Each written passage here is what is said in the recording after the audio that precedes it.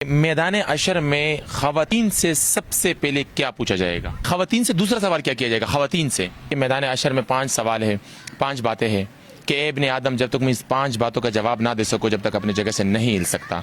तो 5 बातें में कौन सी है अगर आपको इसका नॉलेज? हज़रत यूनुस अलैहिस्सलाम को कौन सी बस्ती की तरफ नबी बनाकर भेजे थे कि जिस बस्ती की तरफ उसको भेजा गया था उस बस्ती की तादाद, लोगों की तादाद कितनी थी? हज़रत यूनुस अलैहिस्सलाम की कौम की वो कौन सी खासियत थी जो बाकी कौमों में वो खासियत नहीं पाई जाती? अस्सलाम वालेकुम, मैसूद एक मरतबा फिर आप लोग की खिदमत में हाजिर हूँ। आज हमारे साथ इकराम भाई मौजूद हैं। इनसे पहले भी मैंने वीडियोस बनाई थी। बड़े माशाल्लाह इल्मी शख्सियत है, उनको बड़ा इल्म के हवाले से ज़्यादा नॉलेज है। तो आज मैंने कहा इस्लामिक सवाल जवाब इनसे दोबारा कर लेते हैं। सबसे पहले अस्सलाम वालेकुम। वालेकुम अस्सलाम। सर आपका कैसे हैं आप? अल्हम्दुलिल्लाह, आप बताएं। अपने नाज़रीन को नाम भी बता दीजिए अपना। मेरा नाम मोहम्मद इकराम। अच्छा इकराम भाई, मैंने पहले भी आपसे वीडियोस की थी और काफ़ी अच्छे कमेंट्स आए थे, काफ़ी लोगों ने आपको अप्रिशिएट किया था। तो मैंने आज दोबारा मुलाकात हुई, मैंने कहा आपसे दोबारा सवाल करूँ। सर तो इजाज़त चाहिए मुझे आपकी। जी बहुत शुक्रिया, आपने दोबारा कांटेक्ट किया और इजाज़त है, इसमें कोई पूछने वाली बात नहीं है। Thank you so much. इकराम भाई, सबसे पहले सवाल मेरा ये होगा कि मैदान अशर में खवातीन से सबसे पहले क्या पूछा जाएगा?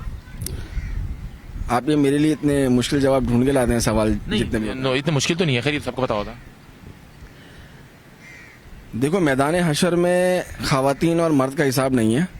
मैदान हशर में खवातीन हो या मर्द हो, उन सबसे पहला सवाल यही पूछा जाएगा कि नमाज के बारे में, और जवाब भी उसका उसी में होगा। लेकिन सवालात जितने भी लिए जाएंगे वो खवातीन और मर्द के हिसाब से नहीं होंगे। उस खवातीन हो या मर्द हो, उन सबसे नमाज के बारे में पूछा जाएगा। अच्छा थैंक यू सो मच। ये बिल्कुल सवाल हमने इस तरह से मुख्तलिफ किया था कि अच्छा ये पता है कि खवातीन से दूसरा सवाल क्या किया जाएगा? खवातीन से,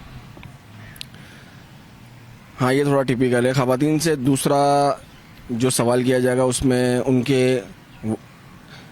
शौहरों के हकूक़ के बारे में, खवातीन के बारे में अगर बोला जाए तो। खवातीन के बारे में। अच्छा ये पता है कि मैदान अशर में 5 सवाल है, 5 बातें हैं कि ए इब्ने आदम जब तक मैं इस 5 बातों का जवाब ना दे सको जब तक अपनी जगह से नहीं हिल सकता। तो 5 बातें में कौन सी है अगर आपको इसका नॉलेज? 5 बातें जो हैं उसमें उम्र के बारे में पूछा जाएगा कि इतनी उम्र आप उम्र दी थी कहाँ खर्च की? जी बिल्कुल, उम्र के हवाले से, और जवानी कहाँ सर्फ की। जवानी, हाँ जवानी दूसरा सवाल है कि जवानी। और ये 2 हो गए, जवानी और कमाया कैसे, कमाया कैसे, हलाल तरीके से कैसे कमाया, ये सवाल भी है। और कमा कर खर्च कैसे किया, खर्च कैसे किया, बिल्कुल। और 5वां सवाल? 5वां है जितना आपको इल्म था उस पे अमल कितना किया। बिल्कुल, अमल था या नहीं था, अमल था या नहीं था। बिल्कुल। मैदान अशर पे 5 सवालों का जवाब, जब तक इब्ने आदम जब तक वो जगह से हिल नहीं सकता, इब्ने आदम की औलाद जब तक इस 5 सवालों का जवाब ना दो, उम्र दिया था कहाँ खर्च किया, जवानी कहाँ खर्च की, माल कैसे कमाया और कैसे खर्च किया, आपने अपने इल्म पर कितना अमल किया, क्या लेकर आए हो तुम। तो ये 5 सवालों का जवाब मैदान अशर में लिया जाएगा। अच्छा दूसरा सवाल मैं आपसे ये कर लेता हूँ कि इसमें मैं एक और बात ऐड कर दूं। अमल बड़ा है इल्म से। जो अमल कर रहा है वो तो ऑलरेडी मतलब वो आगे बढ़ गया, जो इल्म होने के बावजूद अमल नहीं कर रहा वो बेकार है, बेकार है। और हम लोग इसी पे हैं कि इल्म होने के बावजूद अमल नहीं करते। तो अमल ज़रूरी है। इल्म होना तो है लेकिन इल्म भी होना चाहिए, लेकिन अमल बहुत बड़ी चीज़ है। अमल ज़रूरी है, बिल्कुल सही बात है। अमल, इल्म हो तो अगर अमल नहीं हो, इल्म तो शैतान के पास भी है लेकिन अमल नहीं है, बिल्कुल सही बात है। अच्छा हज़रत यूनुस अलैहिस्सलाम को कौन सी बस्ती की तरफ नबी बनाकर भेजे थे? ये बहुत हार्ड सवाल लाए आप, लेकिन जहाँ तक मुझे याद पड़ रहा है नैनवा बस्ती थी, उस पर मबूस किया था। हाँ नीनवा की तरफ मबूस, बिल्कुल।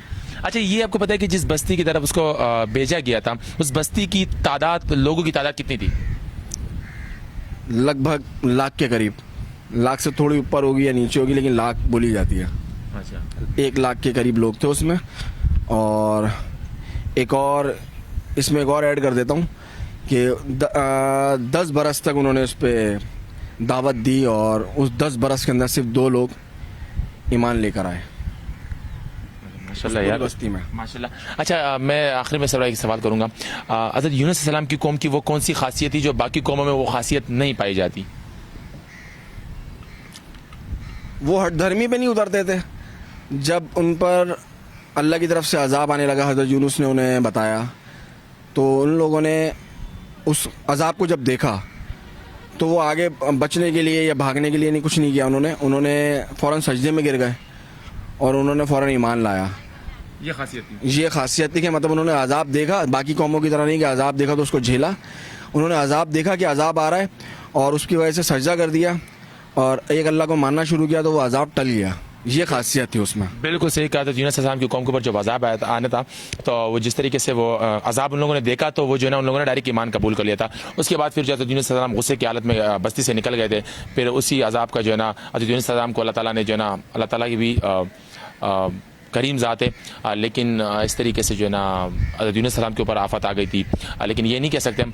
باقی جو ہے نا یہ ویڈیو ختم ہو جاتی ہے انشاءاللہ. ملتے پھر ایک نئی ویڈیو سے.